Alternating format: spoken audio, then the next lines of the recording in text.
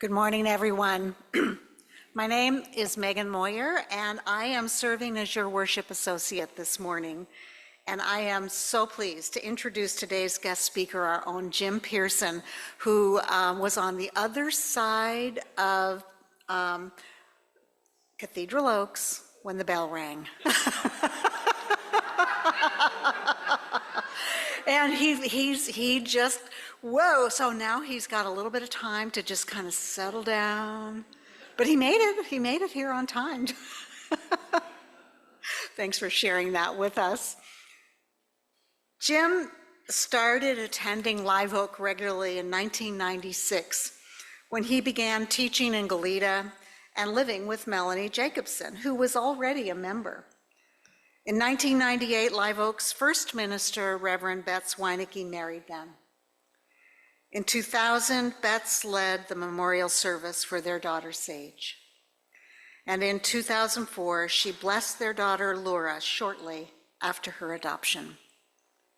Jim converted from a Live Oak friend to a member in 2006 when the congregation rallied to support Jim and Melanie's quest to adopt their son, Aiden. Having a father and being a father are his only qualifications for speaking. His gratitude to Live Oak for its enduring support of his parenting efforts is his inspiration. Thank you, Jim. Our meditation today is a reading in our hymnal, so if you want to follow along, it's number 715, or you could just close your eyes and listen to these lovely words by Khalil Gibran. Your children are not your children. They are the sons and daughters of life's longing for itself. They come through you, but not from you. And though they are with you, they belong not to you. You may give them your love, but not your thoughts, for they have their own thoughts. You may house their bodies, but not their souls, for their souls dwell in the house of tomorrow, which you cannot visit, not even in your dreams. You may strive to be like them, but seek not to make them like you. For life goes not backward nor tarries with yesterday. You are the bows from which your children as living arrows are sent forth. The archer sees the mark upon the path of the infinite and bends you with might that the arrows may go swift and far. Let your bending in the archer's hand be for gladness. Well, getting here in the nick of time might be a metaphor for my entire life. And I have to say that it's only possible because I've always had so much support in my life. Reverend Jonathan and the rest of the sermon writing group helped me craft whatever I'm going to say today. I knew working with Megan that I would be in good hands. I didn't mean to put her through quite so much stress at the moment. I'm grateful for Melanie for being a photographer and for the slides you'll see. So anyway, much thanks to all. It was Father's Day, 1963. I had just graduated from 6th grade, and I still admired my father. The phone rang in the den where we were watching the Dodgers. My father answered. Nothing exciting must have been happening with the game because I remember my father's face shifting from openness to a guarded darkness. After what seemed a long silence, his face changed again into a wicked glee as he said, "Well, hello, Dad. Where the hell you been for the last 34 years? I was stunned. We had never talked about his father. I loved his mother and knew her well. I also knew that my dad had grown up without a father. After this strange conversation, I would learn more, and within a few weeks, I'd even meet him. He lived an hour from us in a small apartment in Long Beach with his second wife. Our visit was much like the other ones we would have over the next few years, short and awkward. He definitely wanted a relationship with us, but my dad was not interested. He was suspicious, concerned that his dad would want money or something beyond emotional connection. An emotional connection was something my dad did not want to give. Ultimately, I learned more about my grandfather through my grandmother. She told me that he left her in Butte, Montana with a 3-year-old daughter, my Aunt Laura, and an infant son, my dad, in the early days of the Great Depression. His dream had been to make a living as an artist in the mold of his mentor, Charlie Russell. He actually made ends meet by painting signs and houses. As this work disappeared, he did what many fathers did during the Depression. He left his wife and children for a job. Ultimately, he found work in Hollywood, painting movie sets. According to Granny, he sent money home from time to time, and she kept him posted on his children. But their marriage was over. My dad never forgave his father. I know my grandfather was a decent man who probably did the best he could. My dad was also a pretty decent man who probably did the best he could. As I approached manhood, my dad would use his absent father as an excuse to explain his emotional distance from me. My dad and I never really learned to talk to one another. According to my father, it was his father's fault. Now, I'm not so sure. What makes a good father? Is it enough to provide the basic needs of food and shelter? Is modeling self-reliance required? What about love and nurture? In graduate school, I was a teacher's assistant in a family history course. Students often resisted the notion that the roles in families change. I have lived long enough to see how middle-class white expectations for fathers, pervasive in my 1950s youth, differ considerably from my own sense of responsibility as a 21st century dad. As a boy, I assumed I would become a father. The natural order required boys to become fathers and girls to become mothers. But I never considered what that meant. Anticipating fatherhood, I assumed that my children would enjoy being with me. We would do so many things together that I would imprint on them the rituals of family, create such trust and love that my guidance would be cheerfully embraced, and my children would grow to share at least some of my enthusiasms. Whatever other dreams and ambitions I cultivated, being a father was always a part of my plan. This was not only because I defined part of adulthood as being a parent, but because I have always gotten a kick from being around kids. Starting in 3rd grade, I earned money as a babysitter, and later supplemented my income by watching other people's kids. Before entering a teacher credential program, I worked as a cook by night and a preschool teacher by day. I became an elementary school teacher because I am fascinated by people. In that position, you can get away with being a nosy Parker. You get to see how people interact with one another, take on challenges or avoid them, express feelings, face moral issues, and create community. As a teacher, I came to understand that students are not empty pitchers waiting to be filled with knowledge. I was there to facilitate my students' learning, a practice I was slow to embrace as a father. Single and childless, I had definite notions about parenting. I felt confident, to my eventual folly, that I would do it well. My expectations of what fatherhood would be like, providing love, guidance, nurture, and support, were pleasantly hazy. In these daydreams, I always saw myself in a positive light. The reality has been an experience that often leaves me in turmoil about my character and effectiveness as a human being. Parenting brings an array of deeply emotional responses that vary between gobsmacking ecstatic wonder and soul-crushing doubt. There are moments of contentment, serenity, confusion, pride, anger, paralyzing despair, and the occasional rediscovery of hope. Often these contradictory emotions ripple through my day like the bright, shimmering waves on a lake's surface. As my children get older, my worry for their future threatens to overwhelm the pleasures my children often provide me.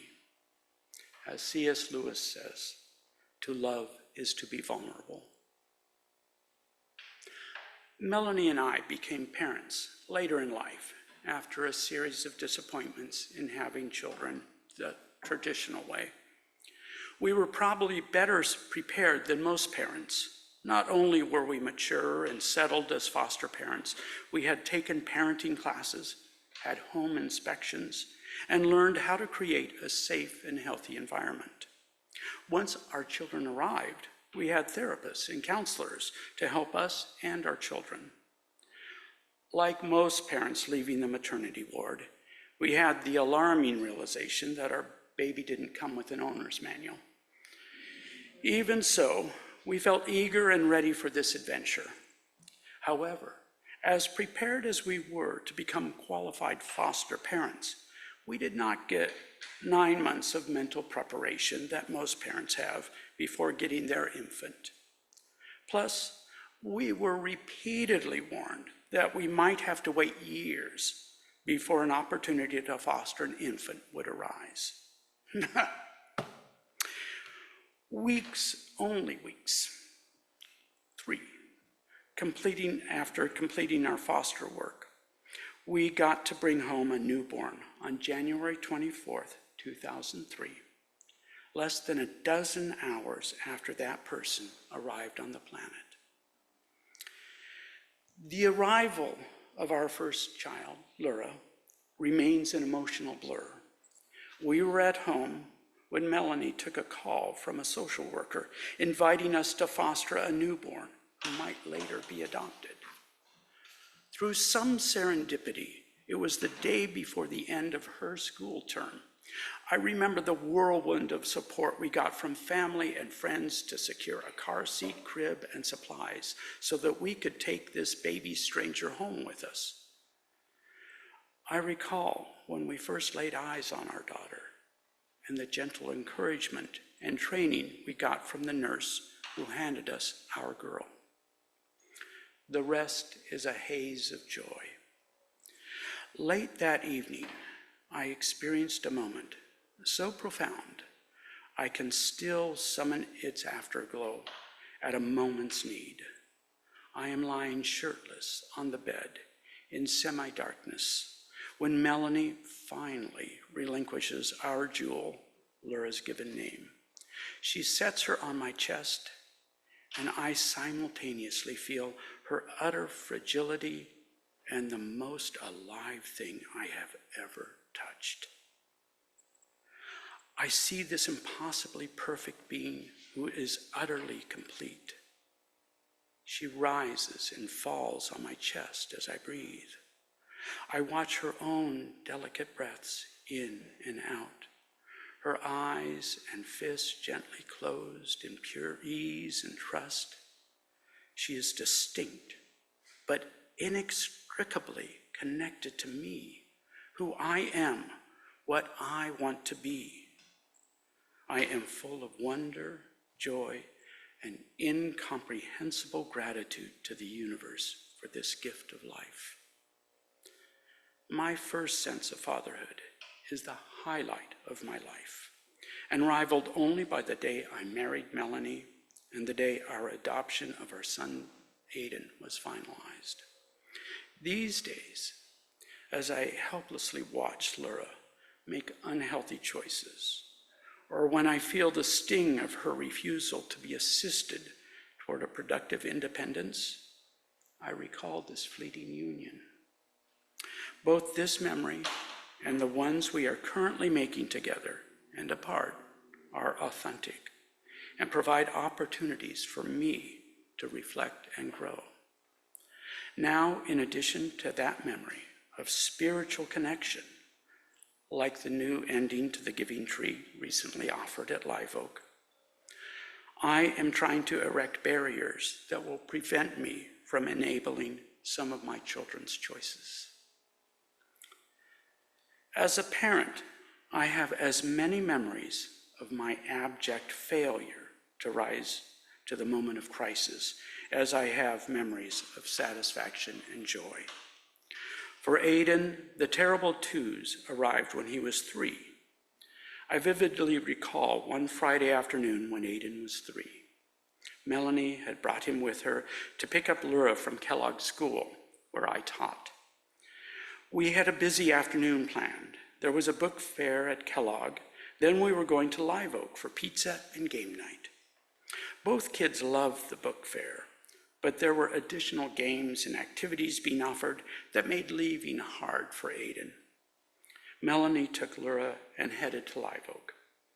Even while indulging Aiden's determination to enjoy the enticements of Kellogg, I felt pressured to leave. Cajoling and bribery failed. I finally picked him up screaming and kicking.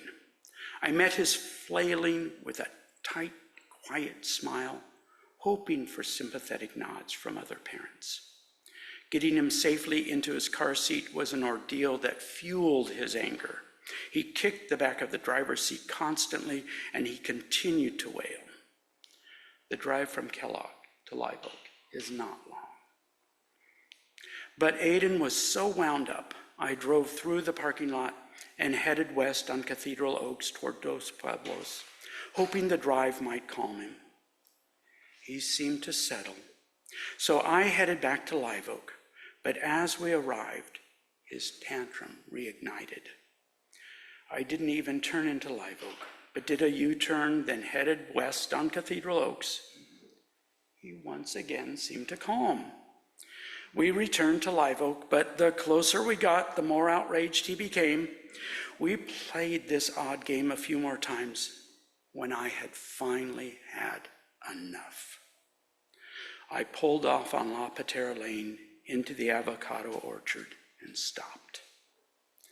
I turned around, looked him in the eye, and said in my meanest quiet voice, "If you don't keep quiet, I am going to take you out of this car and let the raccoons eat you." I thought this outlandish threat was funny, but Aiden froze in horror. His eyes got huge, his mouth opened in a silent scream as tears streamed down his face. Instantly, I recognized the cruelty of my snarky attempt at humor. I apologized repeatedly. I tried to reassure him that I loved him forever and that I would never abandon him. He remained subdued. We made it to Live Oak, enjoyed the evening, and he seemed to forget the incident. But clearly I have not. My children have frequently reminded me that life is a temporary gift. One evening, just after Aiden started kindergarten, he fell asleep in the bathtub. I walked in on him and had a panicky few moments until I noticed his chest lightly rising and falling and a faint snore. He was so peaceful and angelic and perfect as he lay stretched straight as a resting knight on an English tomb. It would be that easy, and he would be gone.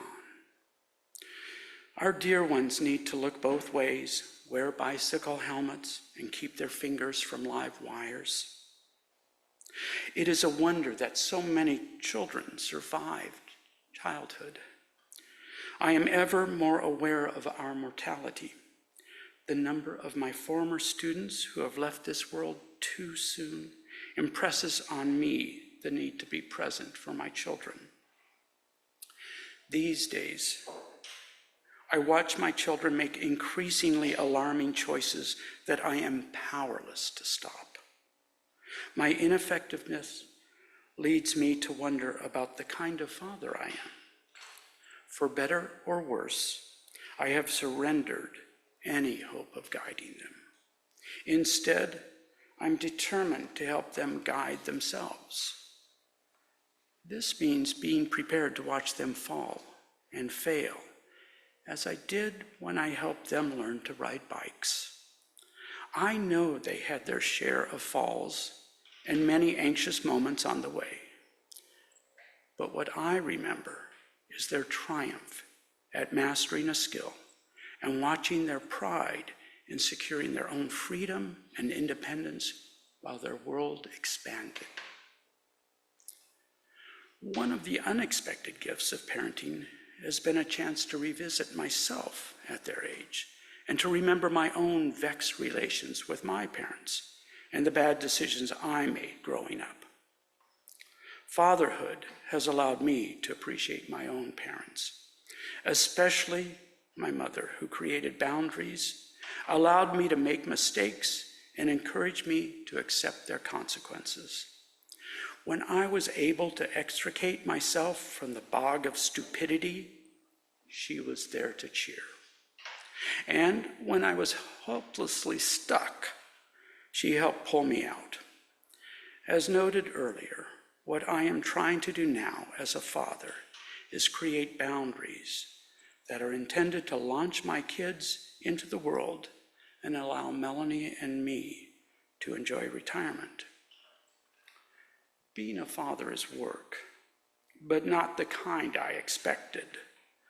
It is seeing and loving Laura and Aiden despite their refusal to listen or trust. It means allowing them to make dumb choices and remaining open to giving them another chance. My children have deepened my appreciation for the way I rely on others for support, particularly those at Live Oak. In the last year, participation in our Sangha has let me see the limits of my power in influence my children without allowing those limits to stunt my love for them. Sangha has encouraged me to recognize their pain, bad choices, and hostility toward me as compost that can grow my own compassion. I see their needs, but recognize that in spite of my most fervent wishes, ultimately, they must recognize these needs and meet them. It doesn't mean that I can't help them, but it's so much better when I help them help themselves. They continue to remind me how I want to be in the world. I am more reflective and intentional. Through these challenging times, I continue to take comfort from the memory of my initiation into fatherhood, Laura resting on my chest, and my dazzling encounter with the spirit of life and the way love connects us. Many who stand at this pulpit or speak from this pulpit are speaking from a position of expertise and authority. I cannot make this claim. If you have learned anything about me this morning, it'll be that my striving to be a dedicated dad has required me to drop all pretense to authority, both patriarchal and the expert kind. As I slowly and painfully discovered the importance of not trying to guide my kids, but cheering them on as they guide themselves, I might not only become a better father, but a better human being.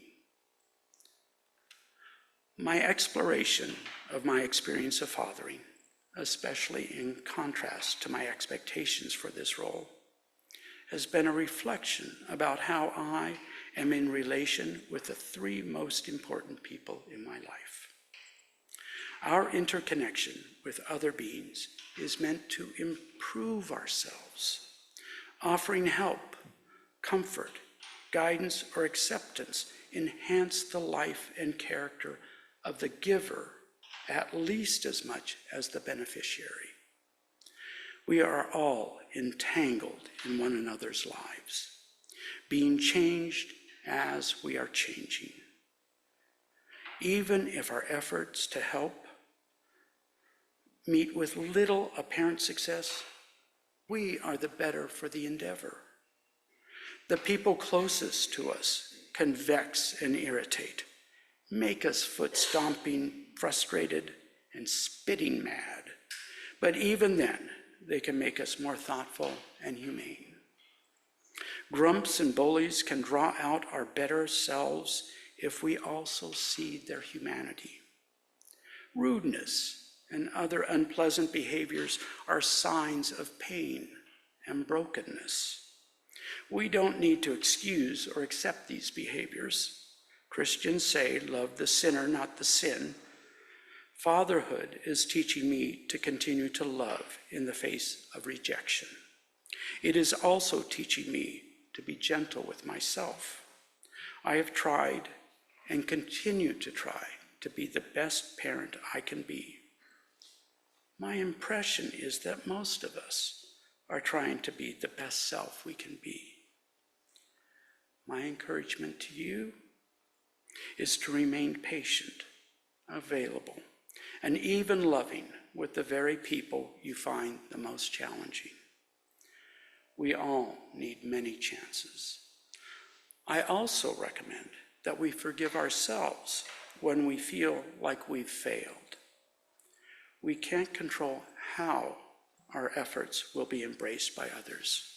We can allow our efforts to help us grow into the people we want to be.